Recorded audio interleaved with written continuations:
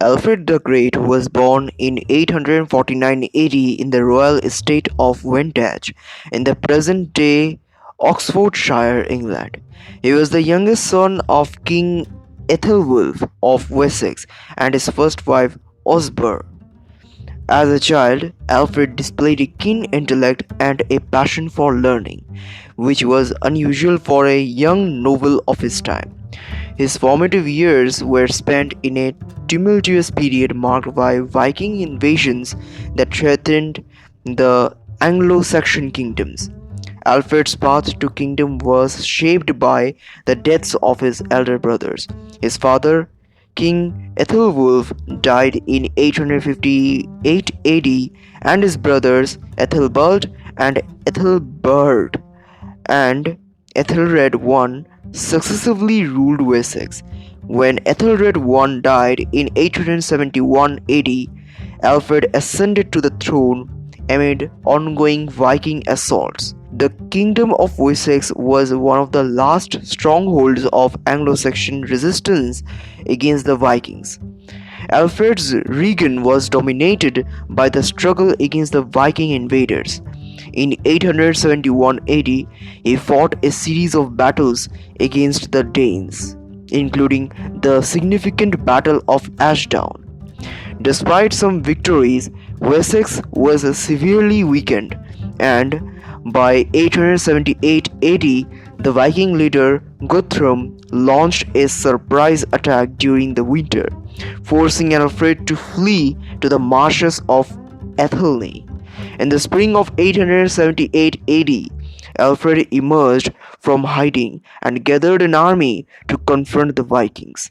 The decisive Battle of Edington ensued, where Alfred achieved a crucial victory. Following this, the Treaty of Wedmore was agreed upon, whereby Guthrum was baptized as a Christian and Vikings withdrew to East Anglia, establishing the Dane law. Alfred's victory at Edington marked the beginning of a period of consolidation and reform. Recognizing the need for a more robust defense system, Alfred reorganized the military structure. He established a network of fortified towns known as burhs and restructured the army to ensure a more effective response to Viking incursions. This military reform was crucial in maintaining the security of Wessex and its territories. Alfred also embarked on legal reforms. He compiled the Doom Book, a code of laws that amalgamated Mosaic law, Christian principles, and existing Anglo-Saxon legal traditions. His legal code emphasized justice and fairness, reinforcing the idea of a king who ruled not by arbitrary power but by established laws.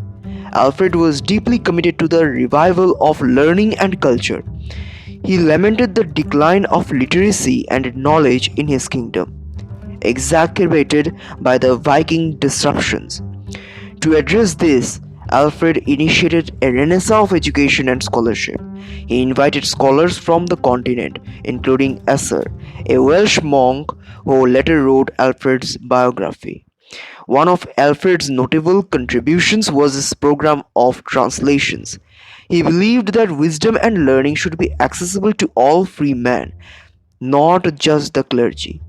Alfred himself translated several important Latin works into Old English, including Pope Gregory the Great's Pastoral Care, Boethius' Consolation of Philosophy, and Bede's Ecclesiastical History of the English People. These translations were instrumental in preserving and disseminating knowledge.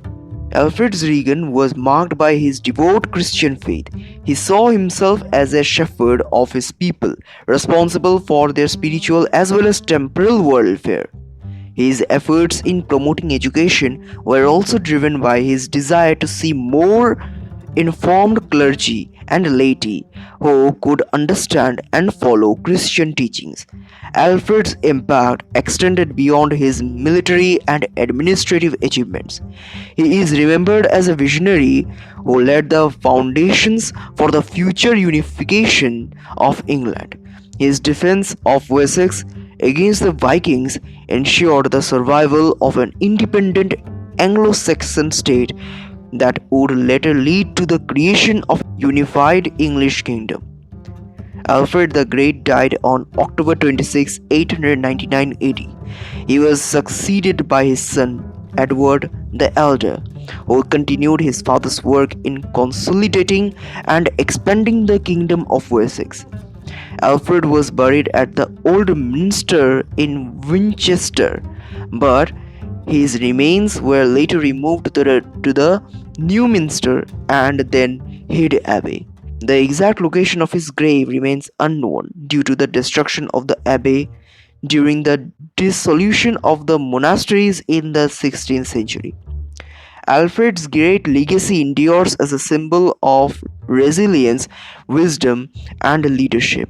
He is the only English monarch to be accorded the epithet the Great. His reforms in military organization, legal administration, and education had lasting effects on the development of the English state. Alfred's vision of a learned and just society set a precedent for future generations, making him a pivotal figure. His life and reign are celebrated in numerous ways, from the many statues erected in his honor to the continued study of his contributions to law, education, and governments. Alfred the Great remains an enduring icon of English heritage, embodying the spirit of a ruler who not only defended his realm but also enriched its cultural and intellectual landscape.